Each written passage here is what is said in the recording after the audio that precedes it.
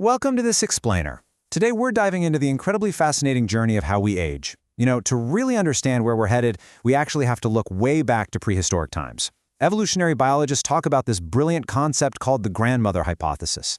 It's basically the idea that humans evolved to live long past our reproductive years, specifically so elders could stick around and help ensure the survival of their grandchildren. It's like an ancient survival hack. Fast forward to today, and modern science, gerontology, and even artificial intelligence are picking up exactly where evolution left off, completely revolutionizing how we age in the environments we age in. Let's kick things off with a totally mind-bending fact from gerontology expert Professor Dr. Ahmet Akyol. According to his research, your biological age could actually be up to 20 years younger than the chronological age printed on your ID. Think about that for a second. An 80-year-old on paper could literally be walking around operating in the body of a 60-year-old.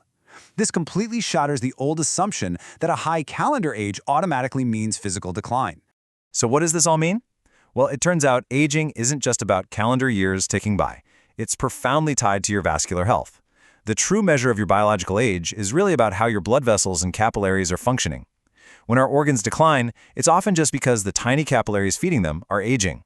The absolute game changer here is that you actually have the power to influence your biological timeline through lifestyle and healthcare. You can essentially decouple your true physical state from the year you were born. All right, moving on to Section 1, the aging world. While we're figuring out brilliant ways to stay biologically younger, we still have to confront a massive global demographic shift. Just look at the data. It's staggering. Life expectancy has jumped from an average of just 45 years in the 1950s to over 70 today. And by 2050, we're projected to hit 75 years globally. Historically, reaching an advanced age used to be this rare anomaly, but today, it's literally becoming the norm. The World Health Organization estimates that by 2050, the number of people aged 60 and over is going to leap to 2 billion. That's enough to completely transform the fabric of society. We are rapidly becoming an advanced aging society, and that requires completely different infrastructure, healthcare, and social support systems than we currently have in place. Which brings us to Section 2, physical and social challenges. Because let's be real, living longer is only half the battle, right? Living well is the true challenge. The physical realities of aging require us to adapt. We're talking about a natural loss of muscle mass, slower reaction times, reduced joint flexibility, and a decline in coordination. And according to ergonomic studies, these very natural changes make navigating a standard, everyday home environment extremely difficult. Interestingly, it's noted that women are particularly at risk for indoor falls, primarily because they historically remain highly active in the home and kitchen even as these age-related changes set in. You know what's wild, though? Research shows that beyond the physical decline, the deep threat of emotional and social loneliness is often cited by older folks as a far heavier burden than aging itself. Studies show that lacking social connection and feeling useless severely impacts life satisfaction. This is a massive shift from our ancient tribal days. Remember that grandmother hypothesis? Back then, the elderly held an elevated social status. They were deeply integrated into daily life, revered for their wisdom, and absolutely essential for childcare. Today, we really have to actively work to reconstruct that sense of purpose, reminding us that emotional health needs just as much nurturing as our physical bodies. So how do we tackle this? Let's look at Section 3, ergonomics and adaptive design. The main takeaway here is that we have to stop forcing the elderly to adapt to environments that no longer serve them. Instead, we need to adapt our physical environments to support them.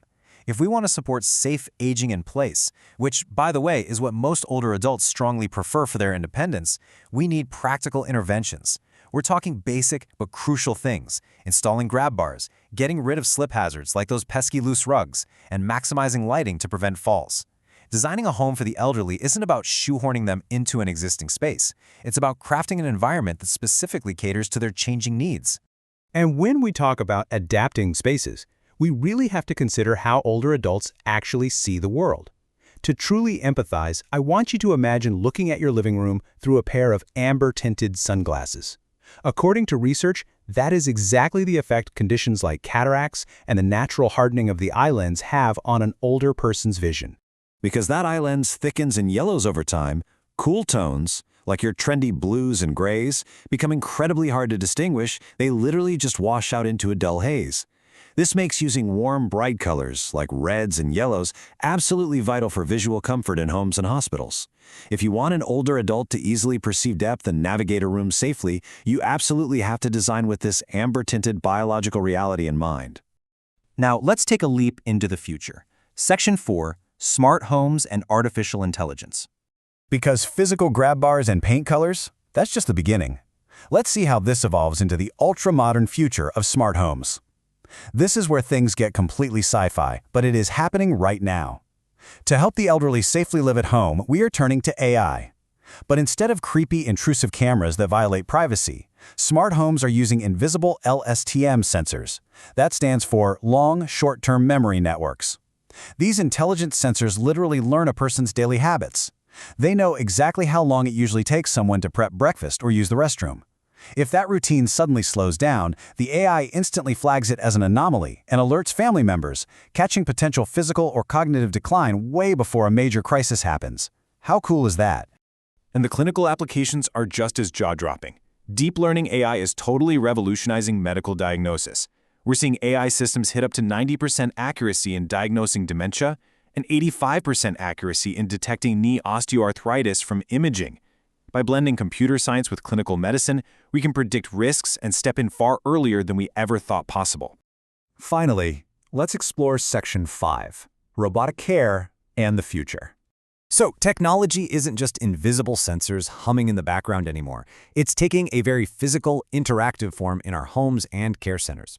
We are officially seeing the introduction of social assistive robots like Paro and Lovat. And no, these aren't just Roombas that fetch your slippers, they are specifically designed for social interaction. Studies show that when you introduce these robots to Alzheimer's and dementia patients, they actively reduce agitation, boost moods, and provide incredible emotional and cognitive stimulation. They offer this tangible sense of companionship that can profoundly ease the daily anxiety of cognitive decline. But hold on, researchers are quick to point out something we absolutely have to consider: the robotization of emotional labor. The whole goal of this tech is to lift the heavy physical and monitoring burdens off the shoulders of human caregivers. It is emphatically not designed to replace human dignity, empathy, or the kind of spiritual support that only another human being can offer. As one study beautifully noted, the elderly view their families as their deepest roots. A robot can never replace that authentic connection, and honestly, we wouldn't want it to. Which brings us to the ultimate crossroads. From the ancient tribal wisdom of the grandmother hypothesis to the shiny, AI-driven future of robotic companions, the technology is here, but the big question remains: how will you choose to design a future that uses these incredible tools not to replace our fundamental humanity, but to fiercely preserve and empower it? Thank you so much for joining me on this explainer. I hope it totally changes the way you think about the future of aging.